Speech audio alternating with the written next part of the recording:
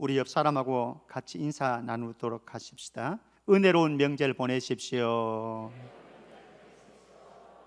예, 명절 보내시면서 특별히 우상 숭배하지 않도록 조심해 주시고, 또 가족들이 함께 모일 때에 예수 믿는 사람들을 다르다. 우리 옆 사람하고 다시 한번 인사하십시다. 예수 믿는 사람 다르네요. 이 소리 꼭 듣고 돌아오실 수 있기를 바랍니다. 왜 그런가 하면요, 예수님은 산상보훈을 통해서 자신을 따르는 제자들에게 천국 시민의 삶을 이렇게 말씀해 주셨어요. 마태복음 5장 16절 말씀 보면은 이같이 너희 빛이 사람 앞에 비치게 하여 그들로 너희 착한 행실을 보고 하늘에 계신 너희 아버지께 영광을 돌리게 하라. 이렇게 아주 중요한 게 있어요. 첫 번째는 저와 여러분들은 세상의 빛입니다. 빛은 사람에게 비치게 됩니다. 사람에게 비치는데 어떻게 비치게 되느냐? 너희 착한 행실을 볼 수 있도록 비치게 됩니다. 그래서 이번 명절에 가족들 만나면은 여러분들의 착한 행실을 가족들에게 다 보이고 돌아올 수 있기를 바랍니다. 왜 그렇게 해야 되느냐? 그렇게 해야 되는 이유는 하늘에 계신 너희 아버지께 영광을 돌리게 하려 함이라. 우리의 착한 행실을 통해서 하나님께서 영광 받으시는 놀라운 일들이 있기를 주의 이름으로 축복합니다. 2020년도 우리 그렇게 행진했으면 좋겠습니다. 나를 통해서 빛이 드러나게 하셔서 믿지 않는 우리의 가족들이, 우리 직장 동료들이, 또 여러분들 주변에 있는 이웃들이 우리를 통해서 예수님 바라볼 수 있고 우리를 통해서 천국을 간접 경험할 수 있는 은혜가 있기를 바랍니다. 만약에 우리가 그 불쏘시개로 사용되어질 수 있다고 한다면 주님이 우리를 바라보실 때 얼마나 흐뭇하실까. 이게 이상이 아닌 현실이 되기를 축복합니다. 그러기 위해서 우리의 착한 행실을 통해서 하나님께 영광 돌리는 삶을 살기 위해서 오늘 몇 가지 살펴보려고 합니다. 첫 번째는 바른 교훈, 바른 생활로 돌아가자라고 하는 겁니다. 바른 교훈, 바른 생활. 바울은 지금 그레데 섬에서 목회를 하고 있는 젊은 목회자 디모데에게 목회 서신을 띄우고 있습니다. 이게 디도서입니다. 그래서 1장에서는 이단을 경계하라고 경계를 시키고 있습니다. 이단, 거짓 교훈을 가지고 들어오는 이단들을 경계하라.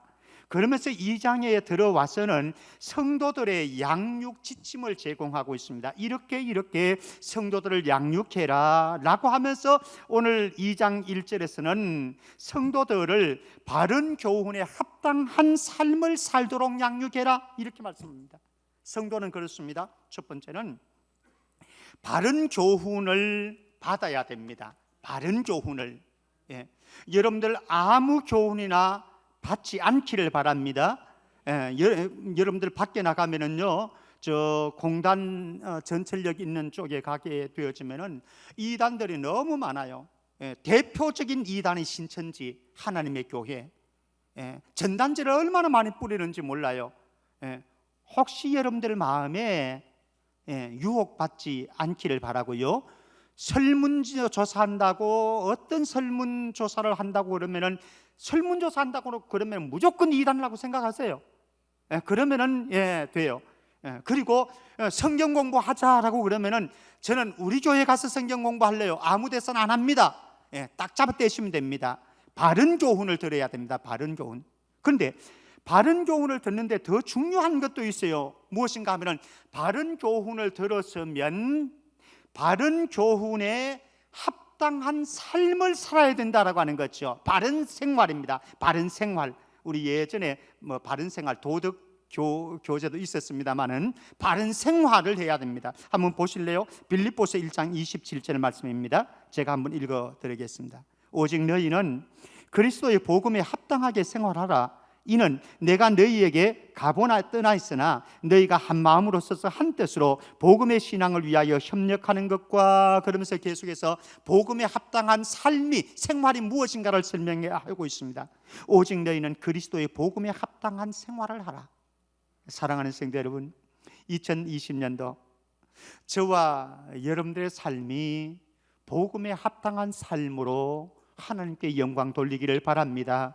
가정에서 정말 복음에 합당한 삶을 살아가십시다. 여러분들의 직장에서 복음에 합당한 삶을 살아가십시다. 우리 공동체 안에서 복음에 합당한 성도로, 형제 자매로 서로 섬기고 사랑하고 함께 하나님 나라를 건설해 가는 은혜가 있기를 바랍니다.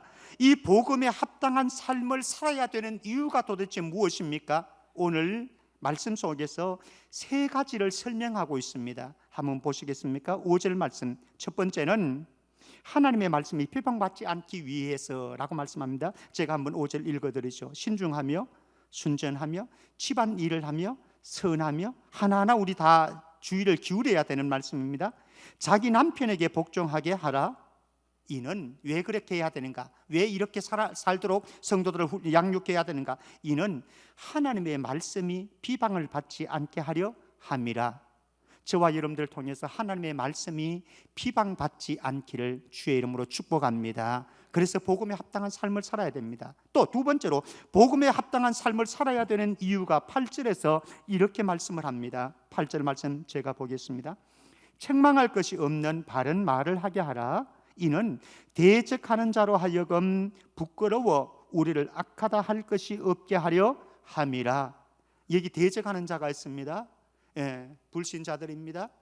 로마의 지배 속에 있었기 때문에 로마에 있는 수많은 정부 인사들이 되어질 수 있고 또 동네 사람들이 되어질 수 있고 공동체 사람들이 되어질 수 있습니다. 그래서 대적하는 자로 하여금 부끄럽게 만들어 우리를 악하다라고, 저 사람 참 악하다 이런 말을 하지 않게 만들고 오히려 참 착하다.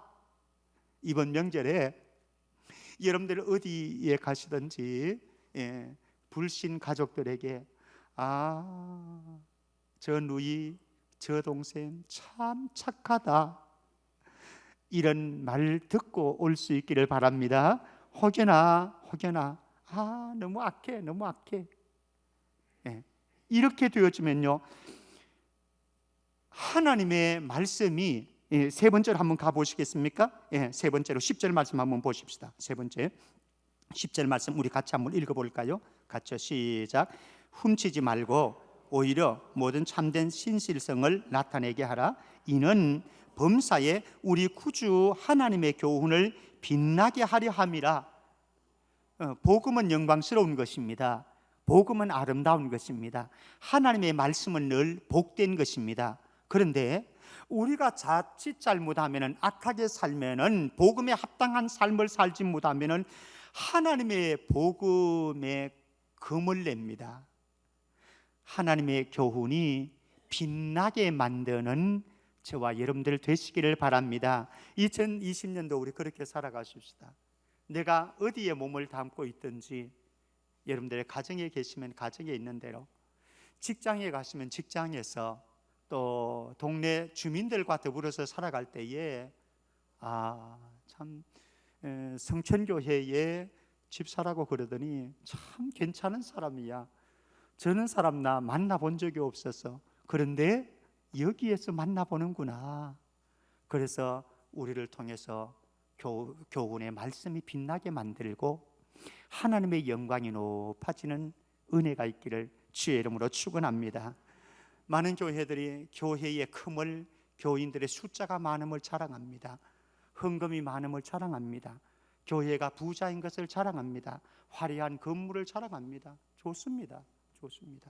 그것이 나쁠 것은 없지요. 또 하나님께서 복을 주시는 것일 수 있지요.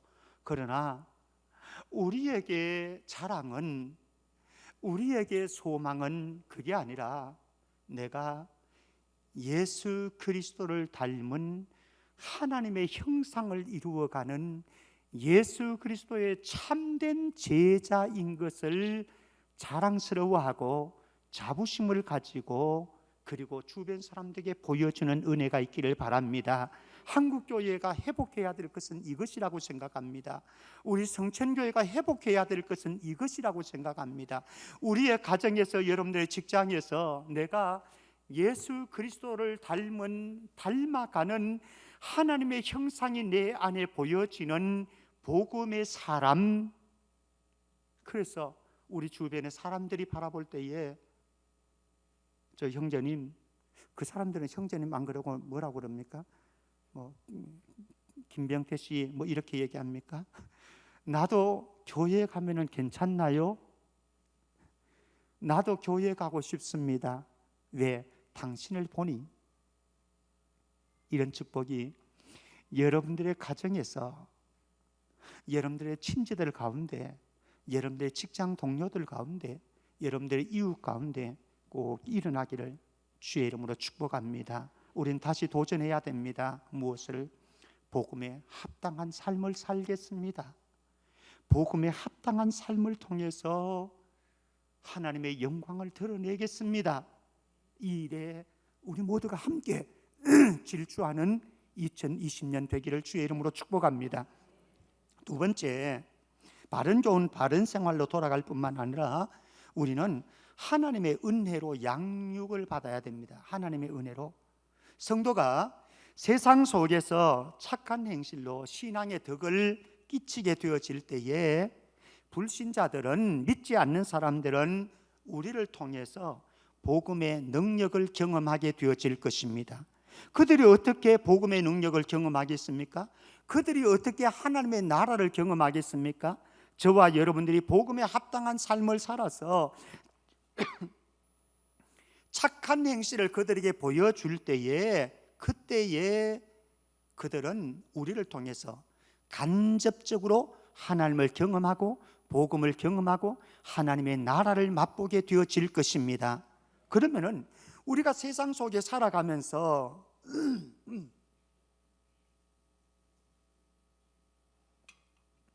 지금 여기는 굉장히 더워요. 여러분들도 덥겠습니다만 이 뜨거운 공기가 위로 올라오기 때문에 우리가 하나님의 교훈을, 하나님의 복음에 합당한 삶을 살아갈 수 있는 능력이 어디에서 오는가 하면요, 하나님의 은혜로 양육을 받아야 됩니다. 하나님의 은혜로 양육을 받을 때에 두 가지 나타납니다. 하나 보시겠습니다. 11절 말씀. 하나님의 은혜가 우리에게 임할 때 어떤 일들이 일어나는가. 11절 말씀 제가 봅니다. 모든 사람에게 구원을 주시는 하나님의 은혜가 나타나, 하나님의 은혜가 나타나게 되어지면요, 그 속에 우리의 거듭남의 축복이 일어납니다. 죄 사함의 은혜가 임합니다. 그리고 우리가 예수 그리스도의 십자가의 보혈을 의지해서 의롭게 되어집니다. 그리고 우리는 하나님의 나라를 상속받게 되어지는 영생을 축복으로 받는 구원의 은혜를 누릴 수가 있게 되어집니다. 그래서 하나님의 은혜는 우리를 구원으로 이끌어갑니다. 에베소서 말씀 보시겠습니다. 에베소서 2장 8절 우리 같이 읽습니다. 에베소서 2장 8절 같이요. 시작. 너희는 그 은혜에 의하여 믿음으로 말미암아 구원을 받았으니 이것은 너희에게서 난 아니요 하나님의 선물이라.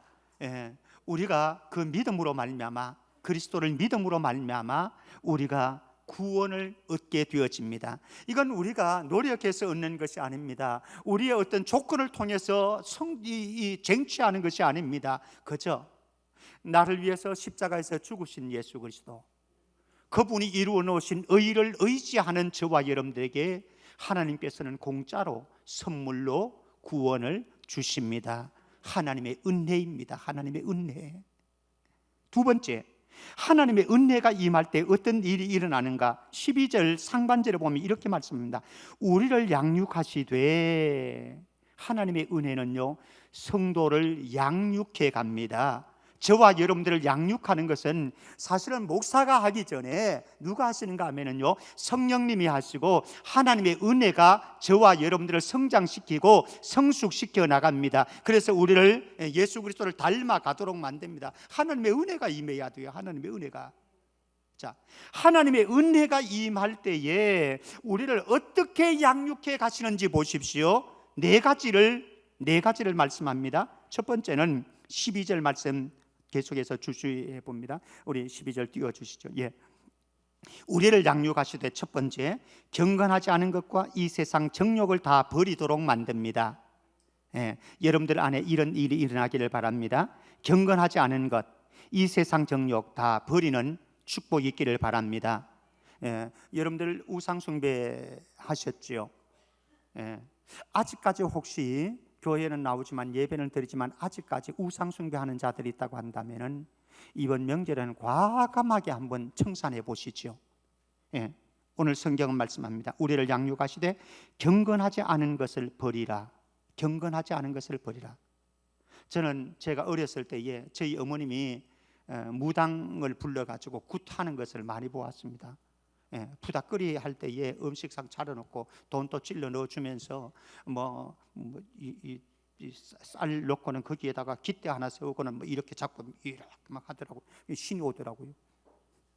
신이 오는지 안 오는지는 진짜 모르겠지만은 하여튼 그때 보면 이렇게 막 그러다가 이상한 얼굴을 막 하고 이상한 말을 하면서 동네로 막 나가더라고요. 그래서 동네 한 바퀴를 빙 돌고 돌아오기도 하고 어떤 경우에는 무덤에 가기도 하고.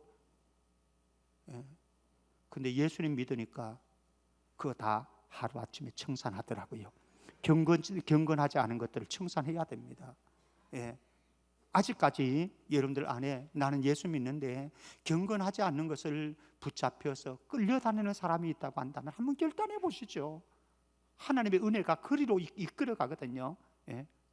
여러분들 안에 경건하지 않은 것과 이 세상 정욕들을 버리게 되어지는 하나님의 은혜의 역사가 있기를 바랍니다. 두 번째 12절 계속해서 말씀합니다. 신중함과 의로움과 경건함으로 이 세상에 살고, 하나님의 은혜가 임할 때에 신중함과 의로움과 경건한 삶으로 우리를 살아가도록 만듭니다. 우리가 어떻게 복음에 합당한 삶을 살아갑니까?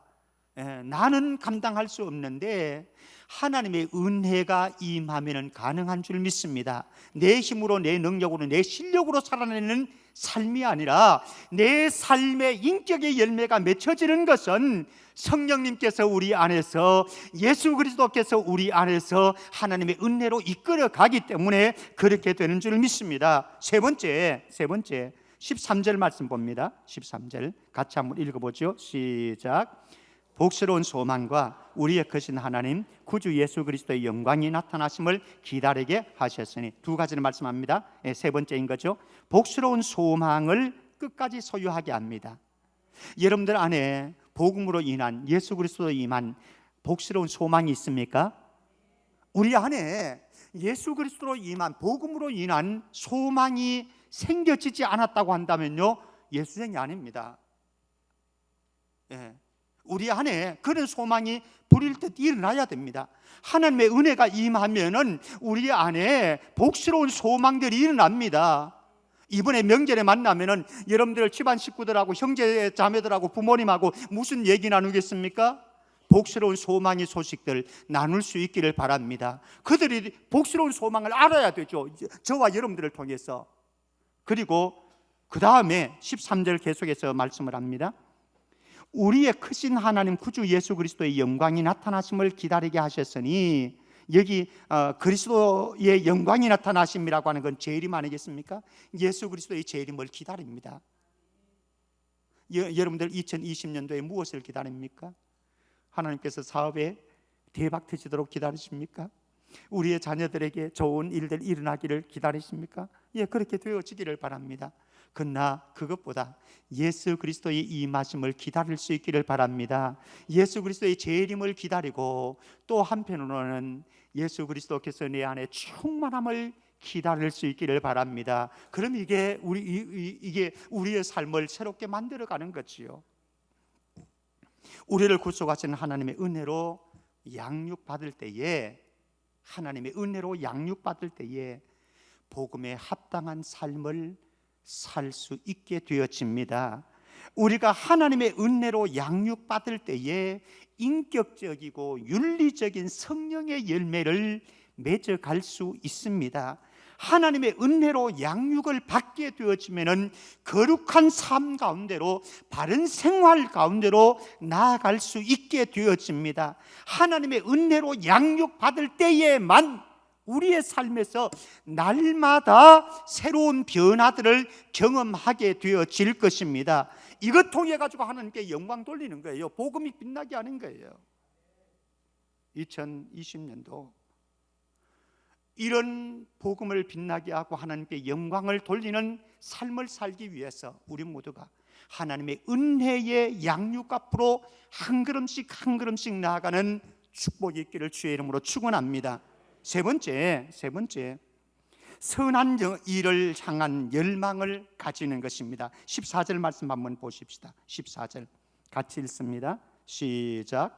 그가 우리를 대신하여 자신을 주심은 모든 불법에서 우리를 속량하시고 우리를 깨끗하게 하사 선한 일을 열심히 하는 자기 백성이 되게 하려 하심이라. 아멘. 자, 하나님의 은혜의 실체가 무엇이라고 생각합니까? 하나님의 은혜의 실체가 무엇입니까? 하나님께서 우리에게 은혜를 주시는데, 하나님께서 여러분들에게 은혜를 주시는데 그 하나님의 은혜의 실체가 무엇이라고 여러분들이 생각하십니까? 오늘 말씀은 14절에서는 이렇게 말씀합니다. 그가 우리를 대신하여 자신을 주심은, 하나님의 은혜의 실체는 이것입니다. 예수 그리스도께서 우리의 허물과 죄를 대신해서 짊어지시고 십자가에 자기 몸을 내어주셨습니다. 이게 하나님의 은혜의 실체입니다. 예수 그리스도께서 우리가 할 수 없는 일들을 십자가에서 행하셨습니다. 그래서 우리 죄를 소멸하셨고 우리를 의롭게 만들었고 우리에게 새 생명을 주셨습니다. 그래서 우리의 삶에 일어나는 놀라운 축복이 있습니다. 그것이 무엇인가? 14절에 세 가지를 말씀합니다. 첫 번째는 그가 우리를 대신하여 자신을 주심은, 첫 번째, 모든 불법에서 우리를 속량하셨습니다. 모든 불법에서 우리를 속량해 주셨고, 두 번째, 우리를 깨끗하게 해 주셨습니다. 십자가의 보혈로. 세 번째, 선한 일을 열심히 하는 자기 백성이 되게 하셨습니다. 하나님의 은혜가 임할 때에 이런 축복이, 은혜의 구체적인 삶의 영역들이 이렇게 변화되어진다고 하는 거죠. 모든 불법에서 우리가 속량함을 받게 되어지고 우리를 깨끗하고 거룩하게 만들고 뿐만 아니라 선한 일을 열심히 하는 자기 백성, 하나님의 친백성이 되게 하셨다. 성경은 이렇게 말씀합니다. 자, 바울은 에베소 교회 성도들에게 성도의 정체성을 이렇게 말씀합니다. 한번 읽어볼까요? 에베소서 2장 10절 말씀 같이요. 에베소서 2장 10절 같이 시작. 우리는 그가 만드신 바라 그리스도 예수 안에서 선한 일을 위하여 지으심을 받은 자니 이 일은 하나님이 전에 예비하사 우리로 그 가운데서 행하게 하려 하심이니라. 예수 그리스도 안에서 성령으로 말미암아 저와 여러분들은 새로운 피조물이 되었습니다. 새로운 피조물로 재창조된 그들에게 하나님께서 기대하시는 바가 있습니다. 새로운 창조물로, 피조물로 창조하신 목적과 이유가 있습니다. 그것이 무엇입니까? 선한 일을 위해서 지음받았다 말씀입니다. 한번 베드로의 말씀 보십시다. 베드로전서 2장 12절 말씀입니다. 베드로전서 2장 12절 말씀 같이요. 시작. 너희가 이방인 중에서 행실을 선하게 가져 너희를 악행한다고 비방하는 자들로 하여금 너희 선한 일을 보고 오시는 날에 하나님께 영광을 돌리게 하려 함이라. 사랑하는 성도 여러분, 2020년도 저와 여러분들이 있는 그곳에서 선한 행실을 우리의 주변 사람들에게 보여줄 수 있기를 바랍니다. 여러분들의 남편이 여러분들의 아내의 선한 행실을 봐야 됩니다. 우리의 자녀들이요, 우리 부모님들이, 엄마 아빠가 살아가는 선한 행실을 봐야 됩니다. 우리의 주변 이웃들이요, 우리의 직장 동료들이 우리의 선한 행실, 착한 행실을 보고 그래서 그곳에서 예수님을 볼 수 있어야 됩니다. 주님께서 우리를 새로운 피조물로 만드신 목적이 그것입니다. 우리의 선함을, 우리의 착함을 복음에 합당한 삶을 통해서 드러내라고 하는 말씀인 거죠. 말씀 맺어갑니다. 2020년도 나, 너, 그리고 우리 모두가 바른 교훈 받고 바른 생활로 돌아가기를 주의 이름으로 축원합니다. 혹시 바른 생활에서 이탈되어진 것이 있다고 한다면 돌아가십시다. 그리고 바른 생활로 돌아가기 위해서 하나님의 은혜로 양육받을 수 있기를 바랍니다. 하나님의 은혜가 저와 여러분들을 이끌어가야 됩니다. 우리 공동체를 이끌어가야 됩니다. 그래서 우리 안에 선한 일을 향한 열망들이 여러분들의 마음에서 우리 공동체 안에 가득 일어날 수 있기를 주의 이름으로 축원합니다. 디도서 3장 8절 말씀 봅니다. 디도서 3장 8절 같이요. 시작. 이 말이 미쁘도다. 뭐나건대 너는 이 여러 것에 대하여 굳세게 말하라. 이는 하나님을 믿는 자들로 하여금 조심하여 선한 일을 힘쓰게 하려 함이라. 이것은 아름다우며 사람들에게 유익하니라. 사랑하는 성도 여러분, 아름다운 것이 있습니다. 사람들에게 유익한 것이 있습니다. 무엇입니까? 선한 일을 힘쓰는 것입니다. 우리 성천교회가 이제 비전 헌금을 하려고 합니다. 작정하는 이것은요, 이 땅에 하나님께서 하시려고 하는 비전을 이루기 위한 작은 씨앗입니다. 씨앗은 심어야 열매가 기대할 수 있습니다. 사실은 지금까지는 우리가 건축헌금이라고 하는 이 타이틀로 해서 매해 해왔습니다. 건축헌금을 이제는 우리가 이제 3월 달에서 2월 말 3월 초가 되어지면 아마 리모델링 공사가 들어갈 겁니다. 그러면 한 5개월, 6개월로 공사를 마무리할 계획을 가지고 있어요. 그러면 1차적으로 우리가 이제 건축과 관련된 건축 리모델링과 관련되어진 일은 1차적으로 이제 종료가 되어집니다. 그 이후에는 우리는 새로운 비전을 향해서 출발하게 되어질 것입니다. 그래서 장로님들이 함께 의논을 하면서, 그런데 지금까지 건축 헌금으로 이렇게 명목을 하다 보니까 교회 안에서 하고 싶은 일들이, 새로운 비전들이 보이는데도 불구하고 자금이 없어서, 기금이 없어서 할 수가 없었습니다. 돈은 있음에도 불구하고 이 돈이 건축헌금, 목적헌금이기 때문에 다른 데 사용할 수 없어서 지금까지 할 수가 없었습니다. 근데 이제는 건축헌금, 건축에 어느 정도 우리가 일단락 되어지니까 비전헌금이라고 해서 좀 큰 영역 속에서 그림을 그려놓고 우리 교회에게 주시는 하나님의 마음이 있을 때에, 하나님의 비전이 있을 때에 그 일을 위해서 우리가 마음껏 일하자, 이런 측면에서 이제는 건축헌금을 비전헌금이라고 하는 이름으로 바꾸었습니다. 원래 이제 처음 시작해 봅니다. 이 비전헌금이 사용되어지는 데에는 몇 가지 지금 우리가 바라보는 것이 있습니다. 아마 목회 칼럼에 여러분들 구체적인 건 살펴보시고요. 첫 번째는 건축 관련 비전입니다.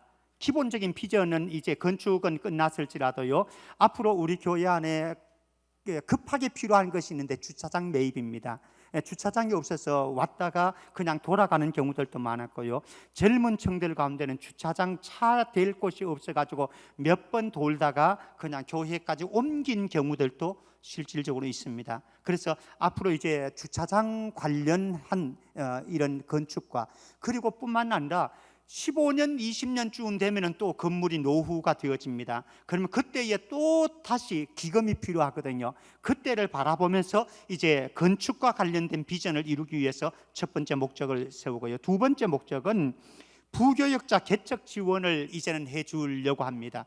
지금까지는 우리가 그렇게 하지는 못했습니다만은 우리 교회에 이제 또 섬기는 부교역자들 가운데 몇 년 동안 잘 섬기고 정말 헌신적으로 섬겼던 신실한 목사님들, 앞으로 나갈 때에 개척을 좀 할 수 있도록 이제 방법적인 부분에서는 장로님들과 우리 성도들 함께 협의를 해서 찾을 겁니다. 그래서 개척 지원해주는 사역들을 하자라고 하는 것을 두 번째 목표로 세우고요. 세 번째 목표는 학사관 운영하는 것입니다. 학사관 운영이라고 하는 것은 무엇인가 하면은, 예를 들어서 빌라를 하나를 마련합니다. 그러면은 이 빌라 안에 한 5명 내지 6명의 사람, 청년들이 살 수 있는 거죠. 그래서 지방에서 목사님 자제, 장로님들, 권사님들 자제 가운데 또 믿음이 신실한 사람들이 서울로 와서 공부를 할 때에 그 학사관에 공짜로 들어가서 살 수 있도록 만들어 주는 것입니다. 그러면서 이 사람들이 청년에 나오면은 청년회가 대여섯 명 성장하게 되어지고, 이 사람들이 또 교회의 젊은 층으로 봉사, 찬양도도 할 수 있고 교사로도 할 수 있고 다양하게 섬길 수 있는 봉사 자원들이 생겨나는 것이죠. 그래서 한 5년 정도 이렇게 해가지고 한 채 마련하고 또 다시 한 5년 텀으로 해가지고 또 다시 한 채를 마련하고, 이렇게 한다면은 자연적으로 청년회와 봉사 자원들이 늘어날 수 있지 않겠는가, 이런 생각에 학사관 운영을 꿈꾸고 있고요. 네 번째는 다음 세대를 향한 다양한 비전들입니다. 사실 이 정부에서도 다음 세대를, 성장 세대를 위해서 막대한 재원을 투자를 해가고 있고 프로젝트를 지금 하고 있습니다. 일부의 교회들은 교회들에서도 이 프로젝트를 실제로 수행해 가고 있는 교회들이 있습니다. 사실은 어쩌면 우리는 좀 후발주자가 되어집니다만 그럼에도 불구하고 다음 세대를 위해서 우리가 좀 투자를 하자, 이런 차원에서 기금을 조성하려고 하고, 그리고 마지막으로 우리 교회 안에서 그때 필요한 비전들이 나와요.